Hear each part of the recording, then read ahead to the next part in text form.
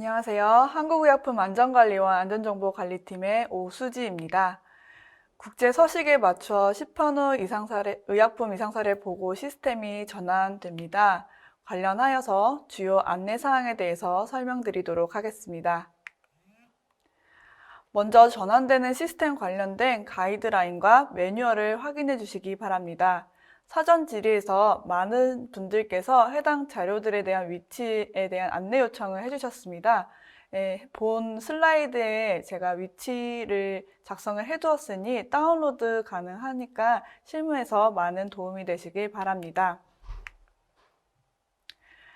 의약품 안전나라에서는 총 3가지 방법으로 시판 후 부작용 보고를 할 수 있습니다. 상단에 URL로 접속을 하시면 되고요. 첫 번째로 화면에 직접 입력하는 화면 보고 방법이 있고, 두 번째로는 XML 파일을 업로드하는 파일 보고 방식, 그리고 세 번째로 XML 파일을 SOAP 연계하는 파일 보고가 있습니다. 이 3가지 중에서 보고자님들께서 가장 편한 방법을 이용하셔서 보고해 주시기 바랍니다. 본 발표에서는 저는 화면 보고를 좀 위주로 해서 안내를 드리도록 할 거고, 이 이후에 김웅석 과장님께서 파일 보고에 대해서 안내 드리도록 하겠습니다. 크게 총 8가지 항목에 대해서 작성할 수 있게 되어 있습니다. 대부분 항목이 카테고리 중에서 선택을 하거나 정해진 코드를 입력하게 되어 있습니다. 하지만 사례 설명과 같은 자유기재 항목을 작성을 하실 때는 국내 보고는 국문으로, 그리고 국외 보고는 영문으로 작성하시면 됩니다. 만약에 원보고자가 보고한 진단명과 같이 영문으로 수집된 자료가 있다면은 사례 설명 작성할 때에 국문과 영문을 혼용하여서 작성할 수 있으니 많은 참고를 부탁드립니다. 많은 항목이 있기 때문에 시간 관계상 주요 보고 항목에 대해서 소개해 드리도록 하겠습니다. 첫 번째로 보고서 정보를 입력하는 부분이고, 보고서 전반적인 정보를 입력하는 부분 중에서 보고자관리 번호와 고유식별 보고자관리 번호가 중요하여 이 부분에 대해서 설명드리도록 하겠습니다.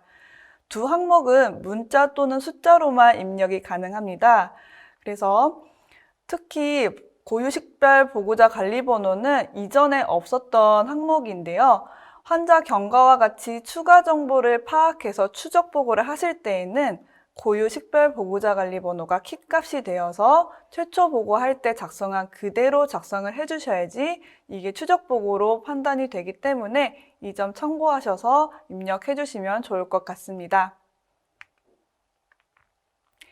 다음으로는 이상 사례 관련된 항목 중에서 크게 2가지가 변경되어서 안내 드리도록 하겠습니다.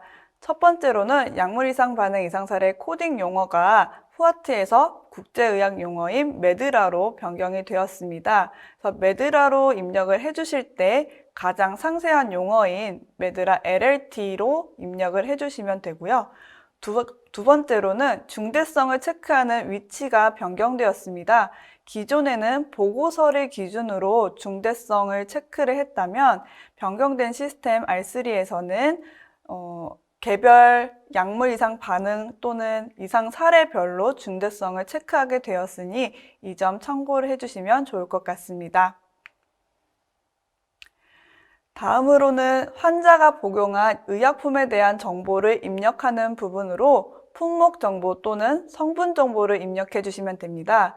최소 하나 이상의 의약품은 의약품 구분에서 의심 또는 상호작용을 선택을 해주셔야 되고요. 국내 보고 같은 경우는 품목 정보는 식약처 품목 기준 코드를, 또 성분 정보는 원료 성분 코드, 일명 M코드라고 불리는 코드를 입력하시면 됩니다. 그리고 국외 보고 하실 때는 제품명은 WHO 드러그 C3 MPID로 변경이 되었고, 성분 코드는 카스 넘버를 활용하여서 보고를 해주시면 됩니다.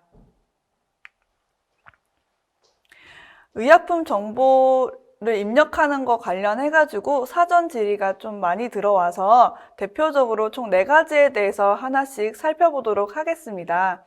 첫 번째 질문으로는 식약처 승인을 받지 않은 해외 임상시험에서 자사 시판 제품이 포함되어 있어서 해당 연구에 대해서 발생한 이상 사례를 Foreign SADR로 보고를 할 때 투약 중 시판되지 않은 시험약에 대해서는 어떻게 보고를 해야 되는지에 문의를 주셨는데요. 이에 대해서 보고를 하실 때에 품목 코드가 보고하기 어려운 경우는 성분 코드를 입력해서 보고하실 수 있습니다. 하지만 성분 코드의 정보도 입력할 수가 없다면은 사례 설명 항목에 관련 내용을 작성을 해주셔서 먼저 보고를 해주시고 추후에 정확한 의약품 정보를 수집을 하셨다면은 추적 보고 해주시면 되겠습니다. 두 번째 질문으로는 국내 사례로 보고된 의약품 정보가 불충분해서 하나의 품목기준 코드를 고를 수 없을 때에 어떤 코드를 선택해야 되는지에 대해서 문의를 주셨고요. 이에 대해서는 저희가 안전에 관한 규칙에 의거해서 품목 허가권자는 의약품 정보를 했을 때 정확한 정보를 수집해서 보고를 하시는 것을 안내를 드리고 있는데, 만약에 수집된 정보로 정확한 코딩이 어렵다면은 보고자가 임의로 선택을 해주셔야 되고 의약품 추가 정보란에 프리텍스트로 입력을 할 수 있습니다.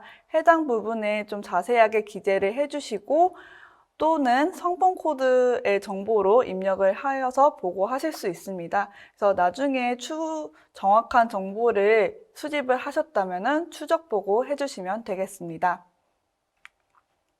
네.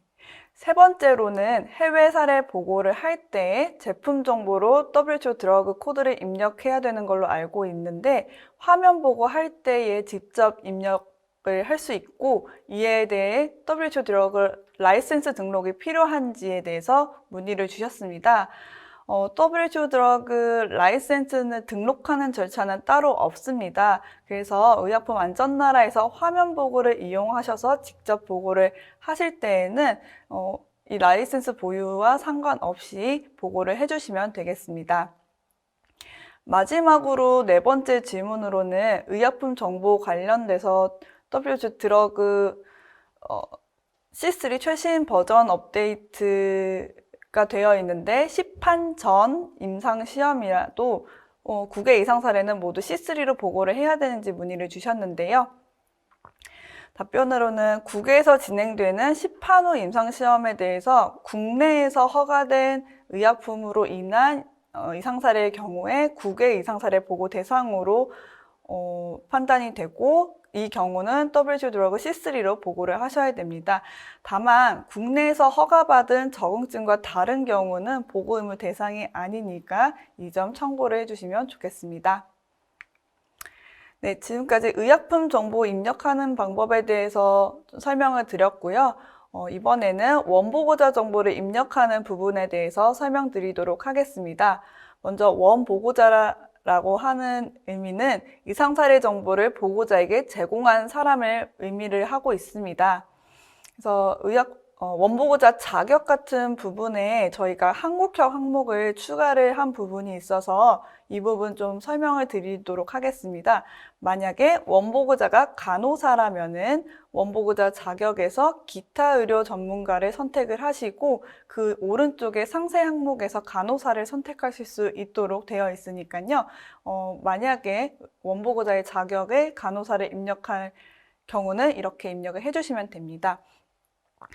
그리고 기존에는 원보고자를 한 명만 입력하게 되어 있었는데요. 이번 변경된 시스템에서는 다수를 입력할 수 있게 되어 있습니다. 하지만 이 중에 반드시 한 명은 규제 목적상에 원보고자를 체크를 해주셔야 됩니다. 이 경우 가장 먼저 이상 사례 정보를 제공한 사람을 규제 목적상의 원보고자로 체크를 하시면 되니 이 점 참고해 주시면 좋겠습니다. 저희 원에서는 3월 5일에 안전원 홈페이지 공지사항을 통해 가지고 이 시스템 전환에 따른 안내사항을 게시를 했습니다. 제가 이 뒷부분에서는 이제 주요 내용에 대해서 설명드리도록 하겠고요. 자세한 사항은 해당 첨부 파일을 참고를 해주시면 좋겠습니다. 먼저 계정 관련된 안내사항입니다. 제조 수입 업체의 경우 CRO와 같은 기타 기관의 보고를 위임하는 경우에 어떻게 계정 관리를 하셔야 되는지를 안내 드리도록 하겠습니다. 기타 기관 직원이 개인 회원으로 가입을 하실 때 위임받은 제조 수입 업체에 소속 등록을 한 후에 위임받은 제조 수입 업체 대표 계정에서 시판후 의약품 부작용 보고 권한을 위임받으셔야 됩니다. 그래서 아래에 홈페이지에서 회원 가입을 할 때의 그 화면을 보실 수 있고요. 오른쪽에 소속 회사를 등록을 하실 수 있는 것을 보실 수 있습니다. 이렇게 기타 기관의 직원이 이제 회원가입을 할 때 만약에 그 제조 수입 업체 소속으로 등록하지 않고서 보고를 하신다면은 그 제조 수입 업체 보고 내역으로 확인이 되지 않으니까요. 이 점 참고를 해주시면 좋겠습니다. 그래서 의약품 등의 안전에 관한 규칙에 의거해서 품목 허가권자가 보고 의무가 있기 때문에 제조 수입 업체에서는 그 기타 기관과의 위임에 대해서 관리를 반드시 하셔야 될 것 같습니다. 그리고 의료기관 개설자와 약국 개설자의 경우는 기관에서 그 보고 내역을 관리하고자 한다면은 사업자 등록번호 기준으로 대표 계정을 생성해서 보고를 해주셔야 됩니다. 만약에 병의원과 약국 소속 직원이 개인 회원으로 가입해서 보고를 하신다면은 그 해당 병원이라던가 약국의 보고 내역으로 집계가 되지 않고 일반인의 보고로 집계가 되니까 이 점 참고하시기 바랍니다. 네, 기존의 보고 시스템인 케어스의 메뉴별 사용 기한이 좀 2페이지에 걸쳐서 좀 설명을 드려야 될 것 같습니다. 그래서 보고하는 기능은 6월 1일부로 모두 제한이 될 예정이고요. 다만 보고 내역 조회라던가 출력에 대한 기능은 좀 열어둘 예정입니다. 그래서 출력 기능의 경우는 현재는 어도비 플래시 플레이어 서비스 종료에 따라서 기능 제공이 종료되었고, 만약에 출력이 필요하다고 하시면 보고 출력 내역 메뉴를 활용하셔서 출력이 가능하니까요. 이 점 이용을 해주시면 좋을 것 같습니다. 사전 질의를 통해서 많은 분들께서 의약품 안전나라에서도 이 비슷한 출력 기능이 있는지 많이 질문을 해주셨습니다. 그래서 의약품 안전나라에서도 개별 보고건에 대해서 서식의 형태로 출력할 수 있는 기능도 제공할 예정이고, 보고 내역 조회 결과에 대해서 간략한 엑셀 출력 자료를 하실 수 있는 기능을 구현할 예정입니다. 하지만 그 간략한 예시는 밑에 그림에 보시면은 제가 다운로드 받은 엑셀 파일의 예시거든요. 좀 제한된 정보만 지금 다운로드가 되도록 제공할 예정이고, 근데 많은 분들께서 전체 자료가 있는 엑셀 파일이 다운로드 기능이 필요하다고 하셔서 이 부분은 지금 개발 중에 있습니다. 그래서 6월 1일에는 해당 기능을 제공하기가 좀 어렵지만 추후에 해당 기능은 저희 탑재를 해서 가능할 수 있도록 안내 드리도록 하겠습니다. 그리고 안전호 홈페이지에서는 이상사례 보고 메뉴는 지금 있을 예정이지만 이 메뉴에 들어가게 되시면은 의약품 안전나라의 메뉴로 링크될 예정이니까요. 요 점 참고를 해주시면 될 것 같습니다. 그래서 보고자료의 이관을 위해서는 2021년 5월 31일까지 케어스와 케어스 포린에서의 보고건은 모두 보고 완료해 주셔야 됩니다. 그래서 보고 완료하지 않은 보고건은 이관이 되지 않을 예정이니까요. 일정 참고하여서 보고 완료해 주시길 바라겠습니다. 이렇게 5월 31일까지 보고 완료된 보고건은 ICH E2B R3의 매핑 기준에 따라서 의약품 안전나라로 이관됩니다. 그래서 의약품 안전나라에서 케어스 보고 자료를 확인하는 방법은 아래와 같습니다. 일반인과 의학 전문가 같은 개인 회원의 경우는 의약품 안전나라에서 계정을 먼저 생성을 해주시고요. 고객 지원 1:1 온라인 문의를 통해서 케어스에서의 계정과 이 의약품 안전나라에서의 계정 연결 요청을 해주시면 됩니다. 제조 수입 업체의 경우는 사업자 관리 번호를 기준으로 자동 연결될 예정이고 기관 대표 계정으로 확인이 가능합니다. 만약에 정상적으로 조회가 되지 않는 경우라면 고객 지원 1:1 온라인 문의를 통해서 문의를 해주시면 됩니다.